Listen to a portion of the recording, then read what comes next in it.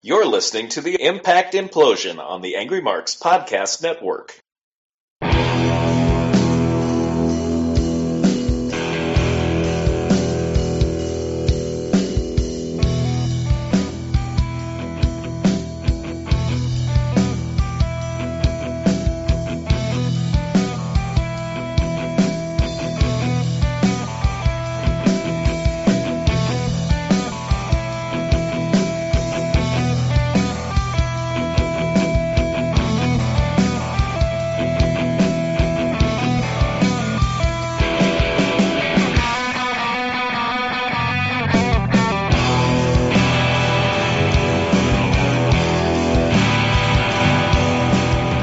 It is February 9th, 2016.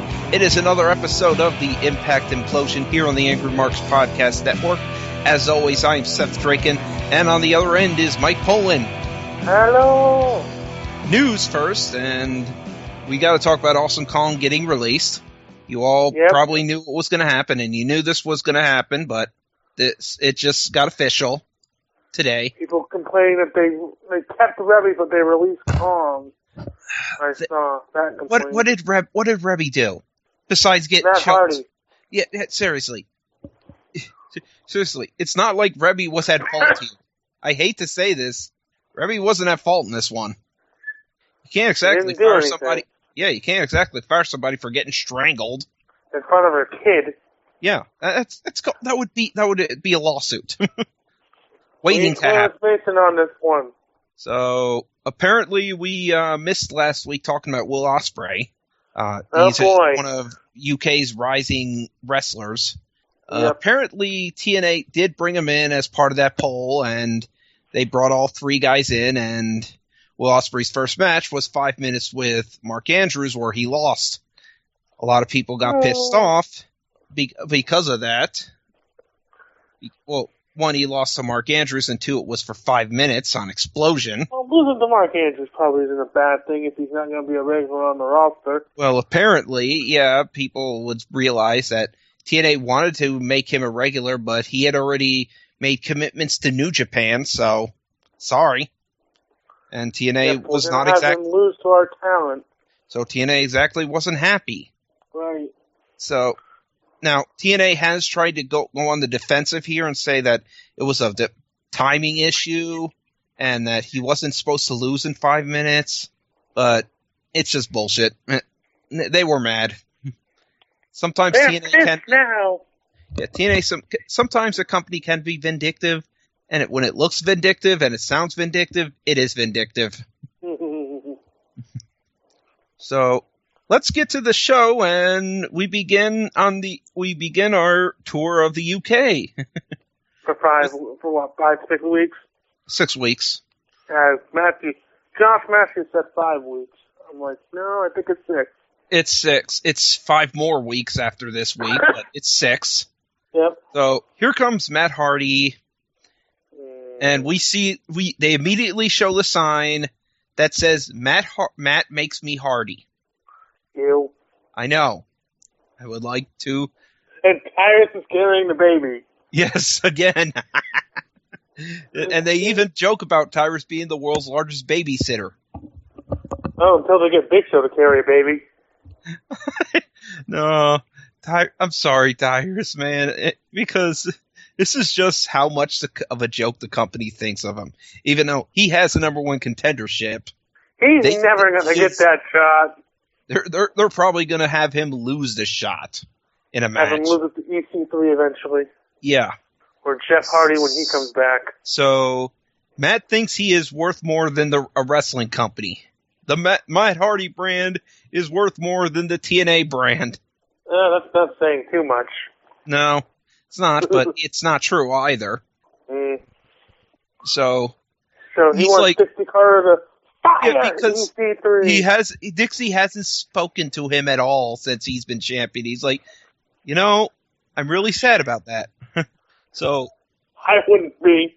He then, in a moment of pure stupidity, says, I will not leave the ring until Dixie comes out here and fires EC3. And then he's not in the building yet. And then leaves the ring. Now, they try to say this later, he would not leave the arena, but I believe he said ring. He fucked up. Yeah. Well, I wouldn't be the only fuck up tonight, so here comes Franklin, the turtle, against Bram.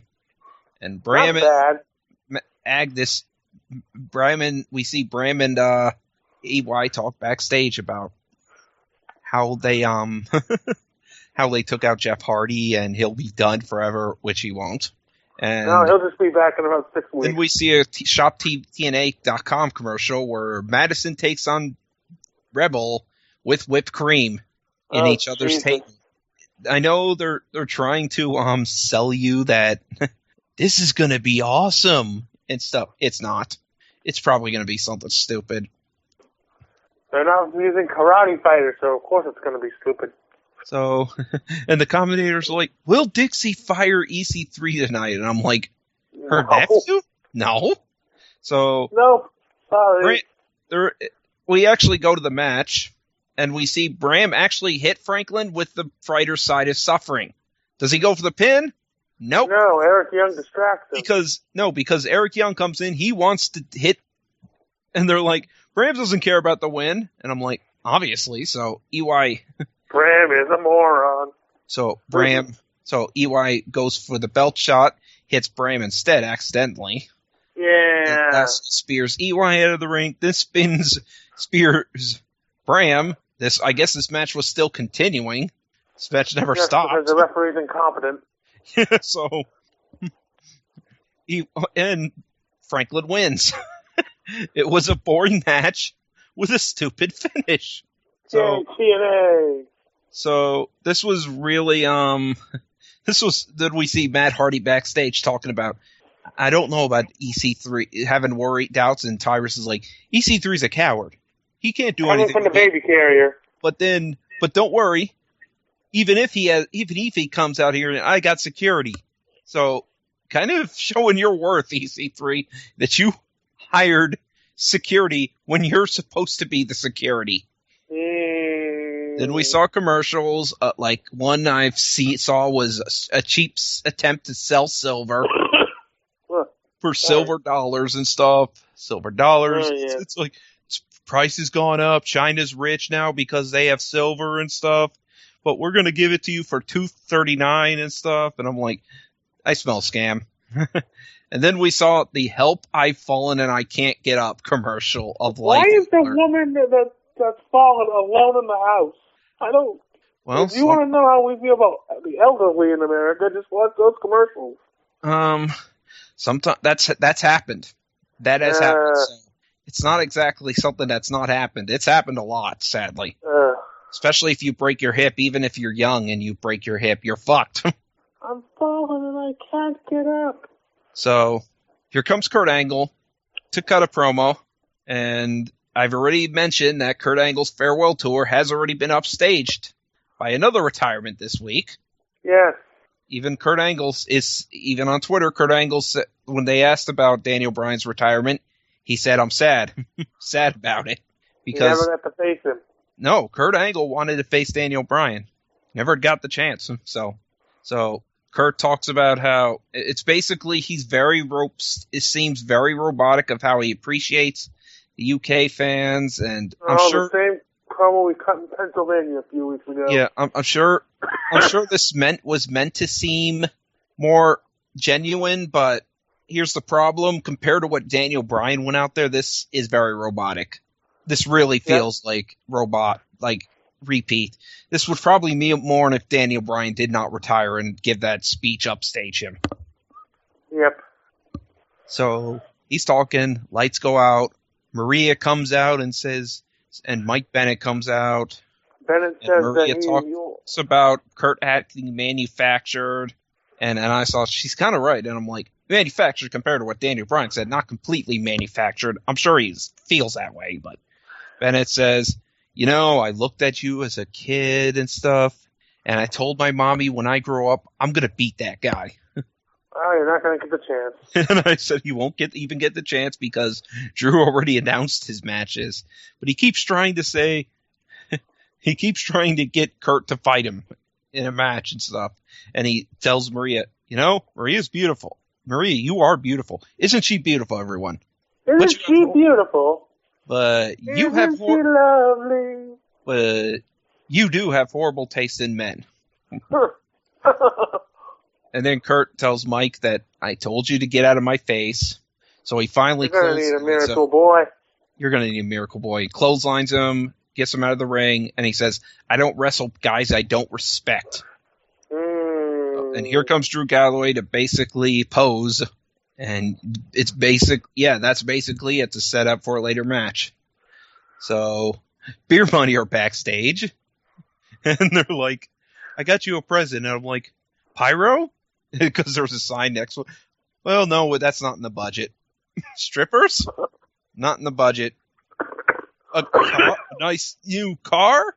Well, not in the budget. Kind of. I got you a truck, a good vehicle. Go on inside. He's like, what is this? And he comes out with the Boozer Cruiser, which I thought was the Boozer Scooter, but it's the Boozer Cruiser. It's like, this is awesome, man. I think you want a drunk driving a scooter. Well, this is something they had the Boozer Cruiser when they were. I know, I remember. They brought it back. So we're back to 2008. Yep. So like, give me the keys, man. He gets the keys. We go to a commercial break. They're selling a pan with some Gotham steel that will never have stuff stick to it. And I'm like, that's bullshit. Like when they say in the mattress that you can jump on and the water won't spill on it. Yeah. Oh, yeah, I remember that. The wine doesn't spill very much. Or the wine won't spill. Look, this glass will not fall over. I'm like, yes, it will. Yes, it will. you just are able to somehow get it to stay there. Yeah. So you duct tape that thing there. You just tape that thing there with clear tape. So Trevor Lee comes out with Helms' music. Generic Trevor Lee. Generic Trevor Lee. So generic, he doesn't even get his own theme music. It's Gregory Uno with a jobber entrance. Yeah, Gregory Uno doesn't even get an entrance. You can kind of... And they're like, Trevor Lee said backstage that he's not a superstar, he's a wrestler. And I'm like, yeah, Daniel Bryan said that, and he still made it to the big times. Daniel Bryan still says that while he's in the big times. But you know what? People believed him. This guy? No, he looks like somebody's uncle. Bottom line, nothing about Trevor Lee's... Bottom line, guys. Nothing about Trevor Lee's appearance says to me, and I'm sure Mike too, that this guy should be X Division champion, let alone a mid-card. Nothing says this. It says this guy is a jobber. Doesn't only have a lower mid-card. This is a jobber, and right now, you have basically devalued the X Division title by having this guy holding it. Which is the value of nothing already, since Tigre Uno was a jobber and held it. Although, but to be fair, Tigre Uno wasn't unique, unlike this guy. Who held it before Uno? Do you remember? Who held it before Uno? Spud, and he cashed in. Was it Low-Key? Low-Key, Spud beat Low-Key. Well, actually, Spud beat Low-Key and then lost to Kenny King and then beat Kenny King. Yep. And then Uno beat it. Won the four-way match, to become new X Division champion. A match featuring Grado, and I forget DJZ, and I forget the other guy. Spud. It was Spud, Grado, and DJZ. No, Spud was on that show competing for the world title. Spud cashed it in for the world title. Remember? No, I think Spud was also in that match because they showed it. No, he was in a. They showed it. They showed a clip of it. No, he was in a replay. He tried to get his title back. He didn't succeed. Oh. No, okay. That had Grado in it. Okay. But yeah, we'll get to Grado in a little bit. Yeah, but I basically looked in some angles that Trevor Lee looks like a bearded and taller Spoony one. If you ever know the internet. Been on the internet, Spoony, no. Yeah, I know who that is. Yeah, Spoony. He looks like Spoony. With a beard and taller. So, basically, we're not telling you much. Just Trevor Lee retains. Yep. With that stupid finisher. And then it's time for beer money. That's the finisher that looks like... he does a devastating move. Defies the laws of physics. He does a move. No, not the finisher that defies the laws of physics. He does this splash, and then he goes for a cradle. Oh, the small package driver. The fisherman buster, and then the small package. He doesn't do that stupid move that he did in that one 3-way match with Tommaso Ciampa. Oh yeah, okay. No, he does the God Glass gift. Yeah, so he basically wins. It was a nothing match. So Beer Money comes out. They plan to cash in their tag title briefcases, but sadly, the champs, the Wolves, don't have the belts. The Decay does. So Beer Money says, well, yeah, and Rosemary does most of the talking, which he's good at, obviously. She does the creepy poetry. Yeah. So Beer Money's like, you know, we're here for a fight, so let's fight. So we got ourselves a impromptu match, and they basically mentioned that Beer Money still has the briefcase since they never cashed it in. Hey. And Beer Money wins by a disqualification in a moment of pure stupidity because Abyss stops the ref, drags the ref out of the ring, and the refs DQs them. And then Josh immediately comes up with Abyss just stole the victory away. Botched commentary. And I'm like, no, he didn't. They still won. And other people pointed that out. Phone it in, Josh. Phone it in. And even again, Josh calls Rosemary a thing. The thing. This thing. I'm like, she's a woman. You're married to one, Josh. A woman who may have different tastes, may be crazy, but a woman nonetheless.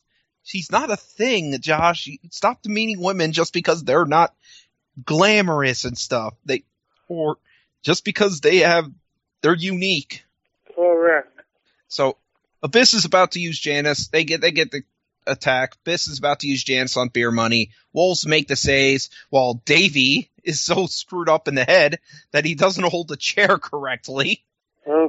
Seriously, he has the opposite. He has the chair upside down. How many concussions do you think Davey's had over the years? He's had a lot. And just 2 weeks after that one concussion, he did a bunch of matches on that freaking stupid-ass July thing. So the joke's been that Davey Richards is so fucked up in the head. Yep. Because TNA doesn't give a shit. You can wrestle, you're fine. You're fine. You're fine. We don't care about our talent. No, they don't. They don't. They put him in freaking lethal lockdown as the first guy. After that, it was funny.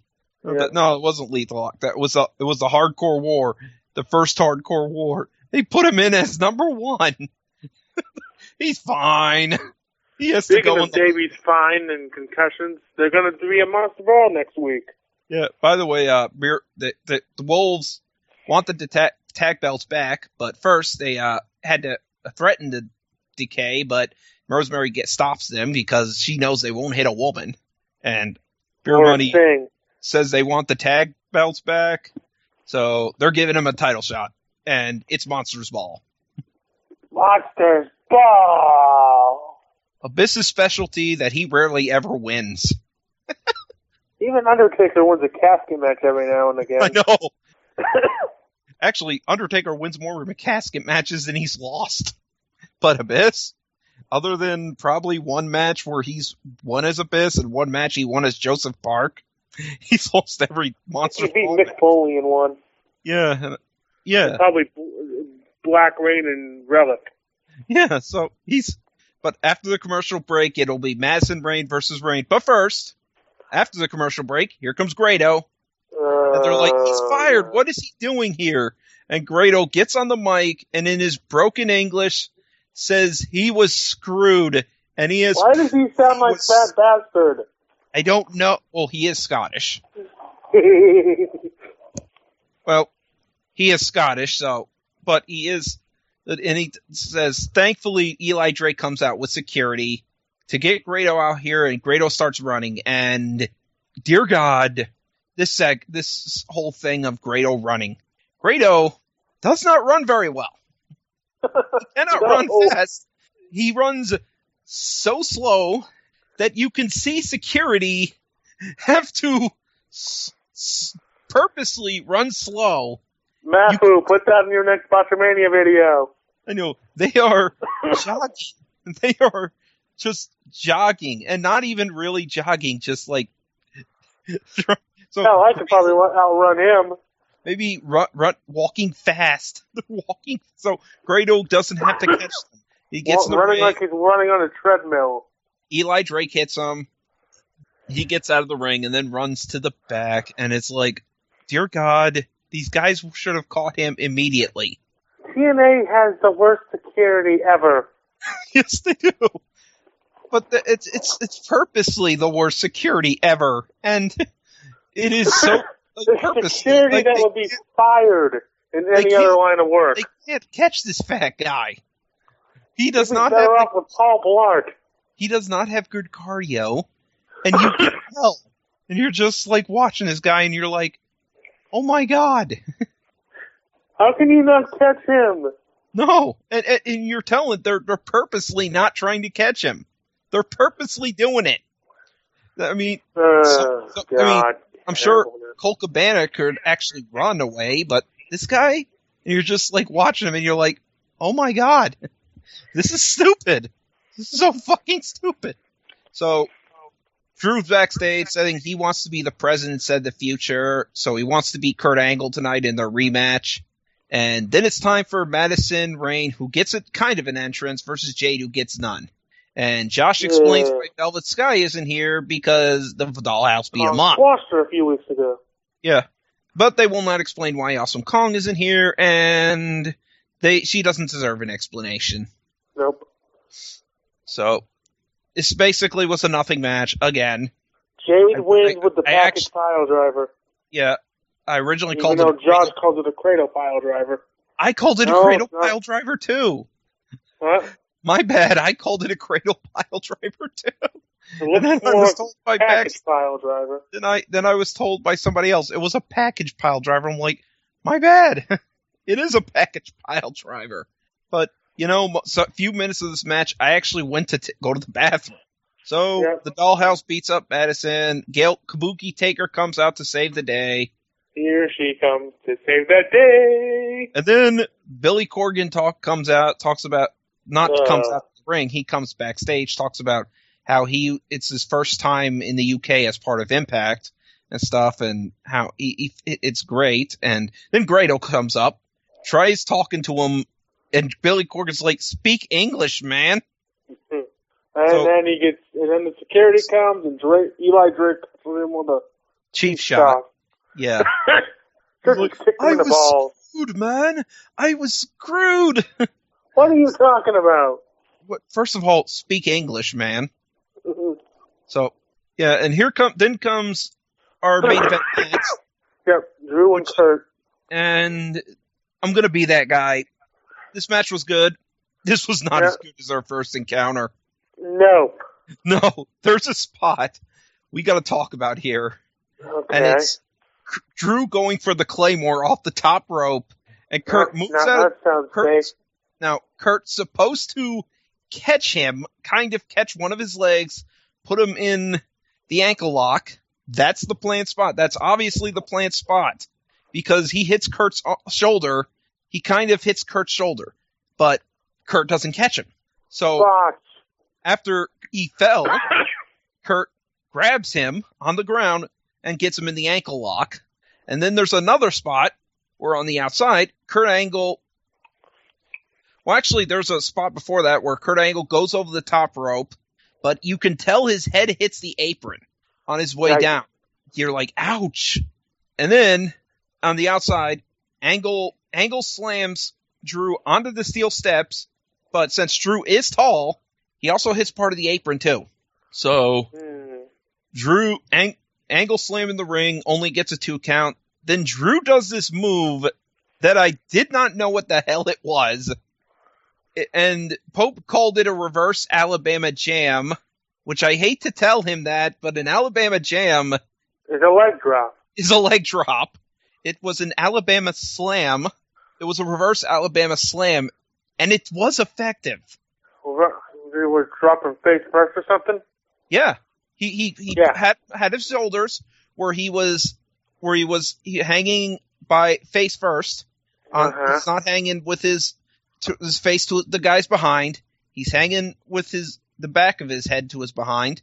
But he's hanging the guy got him by his legs, and so he's hanging, and then he picks him up and drops him, and flattens him, so the crowd's chanting, "This is awesome." It's not. It's not.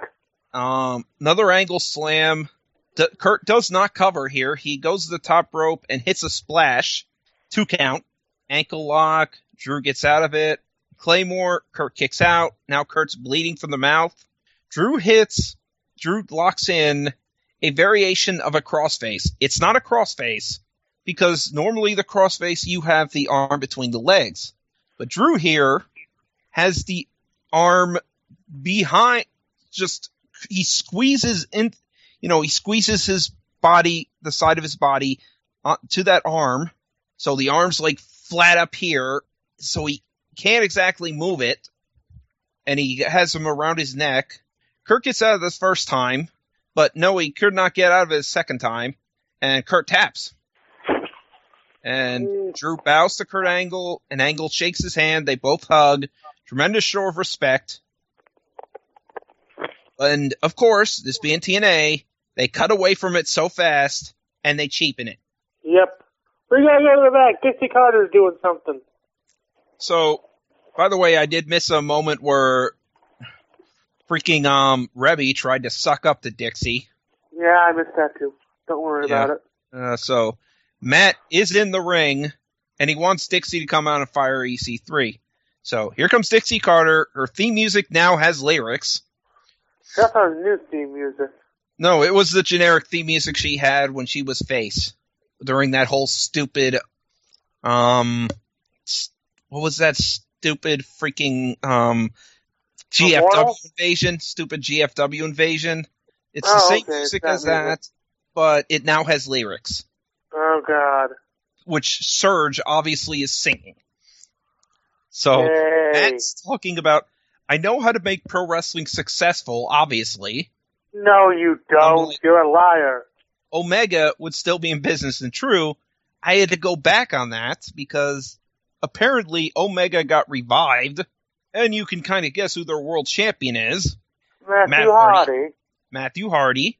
And yeah, they are still in business because, yeah, they don't many shows, so yeah, he doesn't know how to do wrestling. So Matt is blaming EC3 for all the terrible things he did. It's like he says it's a domino effect. So everything, like him beating up Jeff Hardy, him screwing Kurt Angle, it's all EC3's fault. All EC3's fault. The fall of the Roman Empire is EC3's fault. Yep, seriously. So Matt good, EC3 bad. And then Matt's like, Dixie, you're being a flaky bimbo here. And I'm like, wow, great mediation, great compromising skills, buddy. Great trying to, mediate here. Trying to negotiate. So Spud comes out. Spud comes out. And Matt tells Spud, if you're not going to do... Excuse me, madam, I've got this. Madam, I got this. Matt, yeah. I used to look up to you, and Matt's like, you still look up to me, boy. Height joke. Yeah, of course. So he's like, look, if you're not... Matt's like, look, Spud, if you're not going to tell Dixie to fire EC3, then get out of here. You know what? Go tell Dixie to fire Spud now. Fire EC3 now. And Spud's like, no. Because you know what? While EC3's done some pretty stupid thing to me, he is good. He's backed it up. In the ring. And he's like, Matt, you're starting to act scared. You're running like a bitch. Jealous. Yeah, you're running around like a little bitch. So Tyrus, of course, attacks. Lays him out with the big ending. And hits him, throws him on the outside. And then Matt's like, now I demand you fire EC3. And speak. Here comes EC3. And backs her into the corner, and Dixie's like, "Oh no, help me!" So here comes EC3. Is the VKM entering? What? I said, is the VKM entering? That sounded like their theme. No, EC3 comes out, and EC3... He's pissed. He takes off his shirt, his jacket, and just comes to the ring. He deals with Matt's personal security easily. You know, the two guys... And then he takes care of tires, too. Easily. Guys are really showing his work. And then he runs in the ring, and Matt Hardy runs like a bitch, hiding behind Rebby the whole time. And EC3 sees Dixie and Spud cuddling together for some freaking reason. That's awkward. It was. Like, they're holding each other, and they're cowering in the corner and holding each other, and I'm like, that's weird. That's weird. So EC3, they go on the outside. EC3 goes on the outside. He just leaves and just does his signature head turn with the signal of 3, and then and that's the end of the show. Yep. This is a C- show. Yeah. Not really a good match here, other than maybe Drew Kurt. Drew Kurt was a good match, but not as good as their last match, and not enough to really save this show. The match I think they really thought that they were banking on that match to be the Daniel Bryan retirement speech to the rest of Raw, because I did watch it. And it wasn't. It wasn't enough to save the show. It wasn't enough to get it to a B show. So it's a C show, and a C- at that. It's not a good show. Matt, as champion, sucks. It's not drawing. He's not good. That first week when it was actually a good show, and I thought maybe this can work, but these last 2 shows have shown my fears were legit, that this is not good. That despite Matt's heel persona, he's not backing it up. Oh, you're making it look like Rebby's pulling the strings here.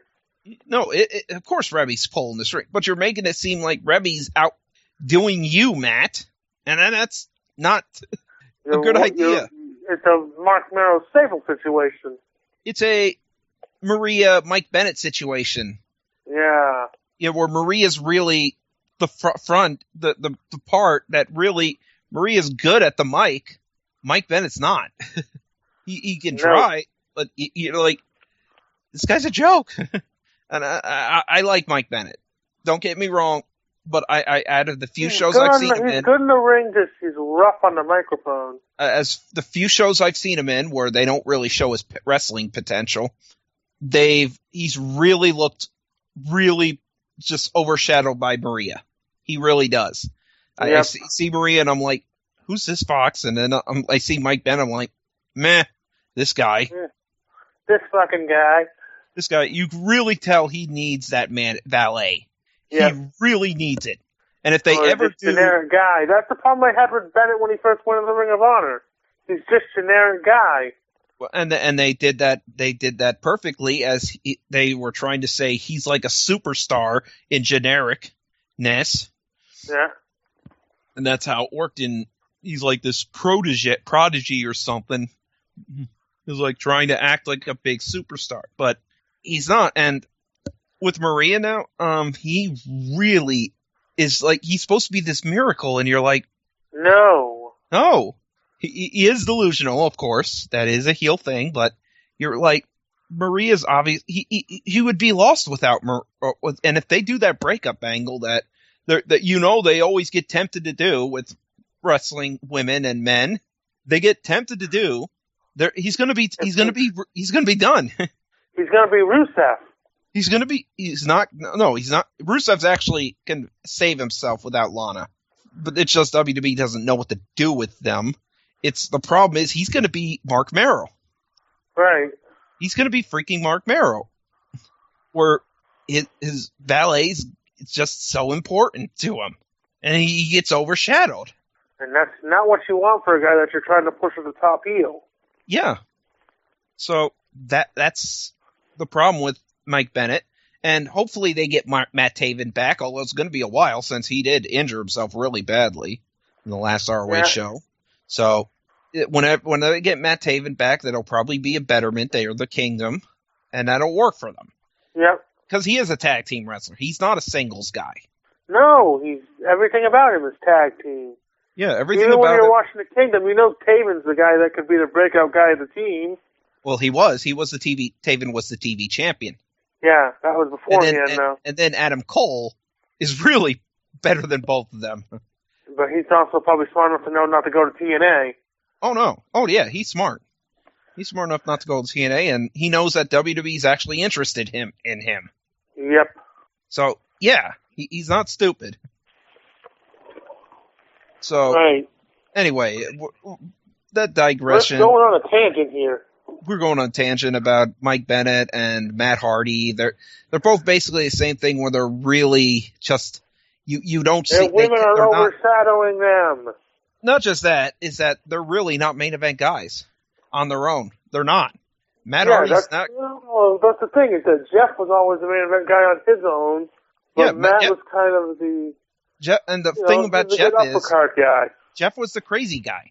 Jeff would wrestle in the ring. But he couldn't. Jeff can't cut a promo worth shit. I'll be honest. Well, neither Hardy is good on the mic. No, Matt's a little better on the mic than Jeff, but Jeff is a better wrestler. Right. He's easily a better wrestler, and he's able through his personality, even though through his emotions and stuff, able to get people to follow him, and his looks too. His looks don't. Right. Yep. Yeah. But that's the problem. Anyways, we're going on and on about this. And it's a C- show. TNA really did not start this UK tour hot, as they should have. And anyway, do you have anything to sell? Nope, I don't. Well, I do. Oh, you do? This weekend, it's gonna be the induction of Fantastic Four. I actually had to delay it. It is mostly done. My Bloody Valentine. What? That's My Bloody Valentine. No, it's not it's Fantastic Four. I got to induct the last Fantastic Four movie that came out, which is terrible. I bet. So, I did a poll, and the poll is actually close. Last I checked, there were 2 movies that were tied right now with 3 votes, and there were other movies with 2 votes. Yeah. Actually, no, now 1 movie leads, but there is another movie with 3 votes. It is close. Actually, 2 movies with 3 votes. Damn. Anyway, the movies are, let me get to the full thing. Night of the Living Dead 3D. Oh, Night boy. of the Living Dead gets an unneeded remake because there was already a good remake film. Yeah. Countdown, The Skies, and most of these films I've already nominated, but they're still going to get nominated because they actually got votes to continue being nominated. Skies on Fire, just as fun as stepping on a burning bag of crap. Pumpkinhead, Ashes to Ashes. This film should have been burned before release. Hellraiser, Hellseeker. Another terrible Hellraiser movie, but this time we have Ashley Lawrence returning to this series for 1 film. Gamera versus Gauss. Full of turtle meat Gamera faces a vampire bat that shoots lasers. The Unholy. Evil goes down the toilet as English actor Trevor Howard's last role was in this film that never had a prayer of being good. Earth versus a Spider, 1958. This spider will eat you alive because you won't turn off that damn music. Seriously, that's what happens. It's rock and roll and stuff. It's Blood Diner. Like that old-time rock and roll. Yeah, 1987 Blood Diner. First they will greet you, then they will force you to enjoy a cheesy movie. Bloodsuckers, a.k.a. Vampire Wars Battle for the Universe. Just in case you didn't get your fix of Vampires in Outer Space from Dracula 3000. And Devil Dog, the Hound from Hell. Better roll up the newspaper for this bad movie. Bad movie. No. Bad. And that's all the nominees. And see. And that'll be all for the show. Miley, we are going to bed. See you next week, folks.